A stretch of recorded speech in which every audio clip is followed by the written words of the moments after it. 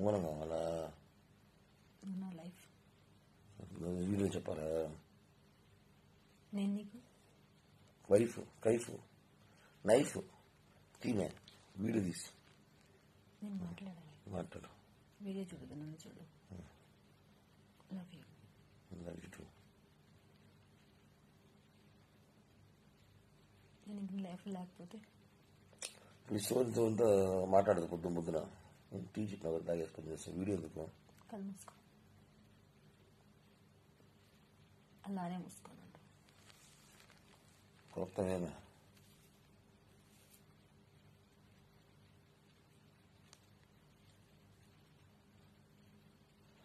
ఎంతసేపు ఎక్కువసేపు మూసుకోను.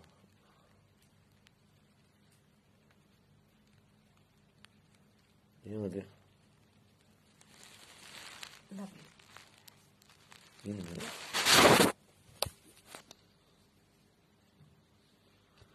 చెయ్యి.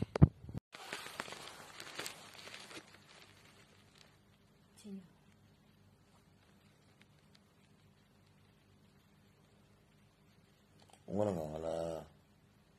నా లైఫ్ వీడియో చెప్పాలా?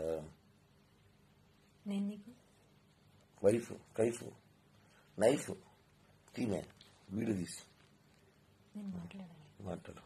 వీడియో చూడదు, నన్ను చూడు. Love you. Love you two.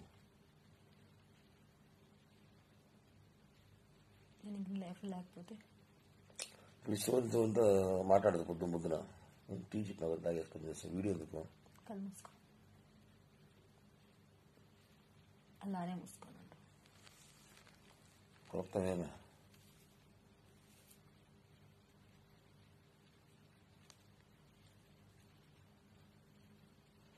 ఎంతసేపు ఎక్కువసేపు మూసుకోను.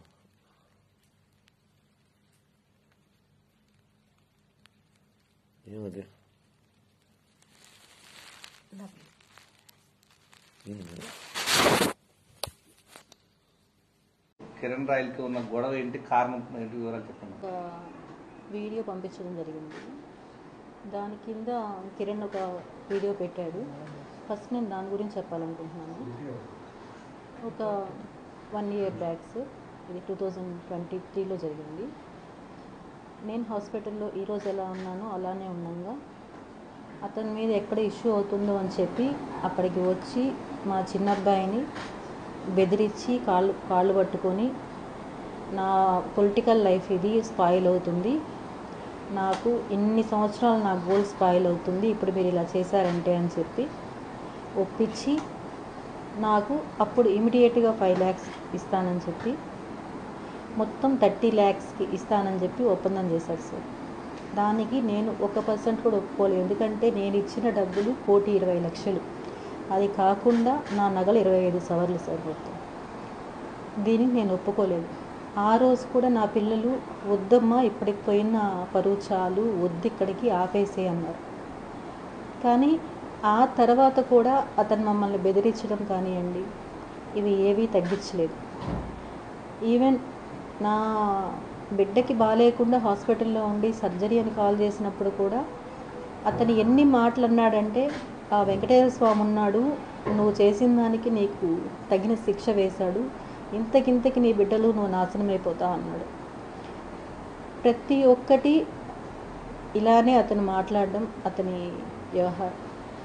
నాకు అతను ఎలా తెలుసు అంటే, మా అమ్మ వాళ్ళ ఇల్లు ఆంధ్ర కాలనీలో ఉండింది సార్. దాని పక్కన అతను వచ్చి జాయిన్ అయ్యాడు ఇల్లు కట్టుకొని.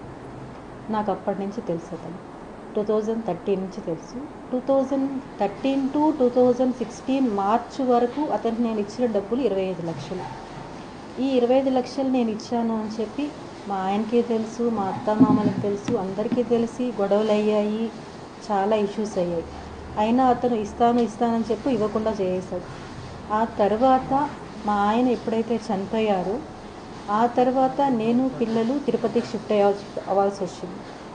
ఆ తర్వాత అతను మళ్ళీ కాంటాక్ట్లోకి వచ్చి ఈ అవసరం ఉంది, ఆ అవసరం ఉంది అని చెప్పి అతను అన్నాడు, ఆమెకు అంత డబ్బులు ఎక్కడి నుంచి వచ్చాయి అని.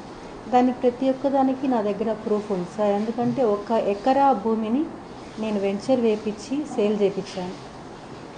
ఇందులో పిల్లలు నన్ను ఎన్నోసార్లు అబ్జెక్ట్ చేసినా కూడా ఎందుకమ్మా అమ్ముతున్నావు అంటే ప్రతిదానికి నేను వాళ్ళకి ఏదో కారణాలు చెప్పుకుంటూ అమ్మి అతనికి ఇచ్చాను. అతను మీరు అన్నట్టు ఇంతకుముందు నా వీడియో ఒకటి అతను రివీల్ చేశాడు. అది నాకు నేనే ఇచ్చిన వీడియో కాదు సార్. దాన్ని కూడా బెదిరించి ఇప్పించిన వీడియో అది. దానికి సాక్ష్యాలు కూడా నా దగ్గర ఉన్నాయి. అతను ఏ విధంగా అయితే నన్ను బెదిరించాడు, థ్రెటన్ చేశాడు అనేది ప్రతి ఒక్క సాక్ష్యం నా దగ్గర ఉంది. మీకు ఇప్పుడు జనసేన సార్ నేను ఒకటి చెప్పాలనుకుంటున్నాను. రాజకీయ పార్టీలు దేనికి నాకు ఎటువంటి సంబంధం లేదు, నాకు అందరూ ఒకటే. కానీ అతని అండ నేను జనసేన లీడర్ని, నేను ఏం చేసినా చెల్లుతుంది అనే ఒక అహంకారం అతనిలో ఉంది. నేను ఈ విషయం మీ అందరూ కలిసి నాకు పర్మిషన్ ఇప్పించి పవన్ కళ్యాణ్ గారికి పంపించగలిగితే నా దగ్గర ఉండే సాక్ష్యాలన్నీ కూడా నేను ఆయనకి చూపించి నాకు న్యాయం జరిగేలాగా నేను పోరాడతాను. ఈరోజు జరిగిన విషయం, నేను హాస్పిటల్ నుంచి ఇంటికి వచ్చిన వెంటనే మీడియాకి అది వైరల్ అయిన తర్వాత ఫోన్ చేసి మా చిన్నబ్బాయికి ఎలా బెదిరిస్తున్నాడంటే, రా నిన్ను చంపేస్తాను నేను, ఎక్కడున్నా మీరు అని చెప్పి బెదిరిస్తున్నాడు. అసలు ఈ సొసైటీ అంతా కూడా సార్ నాకు ఎలా అనిపిస్తుందంటే నేను మోసపోయాను సార్. నేను మోసపోయాను ఒకరిని నమ్మి.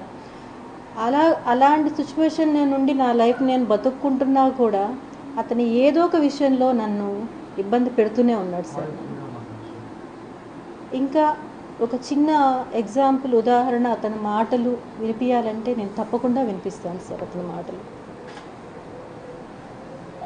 ఇది వినడానికి నా పిల్లలకే నేను ఇంతవరకు దీన్ని వినిపించలేదు సార్.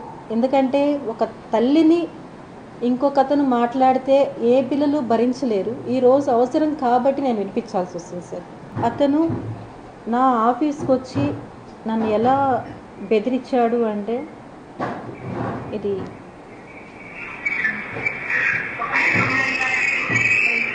వాయిస్ అతను రావడం, వచ్చి బెదిరించడం,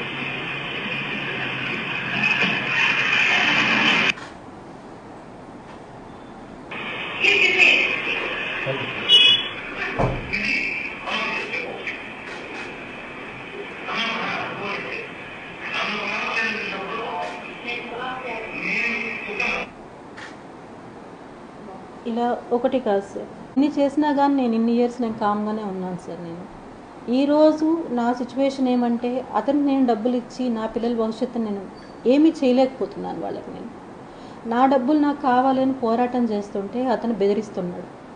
దయచేసి అందరూ నాకు సాయం ఉండి నా డబ్బులు నాకు వచ్చేలాగా చేయండి సార్. Thank you. ఒక మహిళను వేధిస్తూ ఉన్నాడు. తనకు ఇవ్వాల్సినటువంటి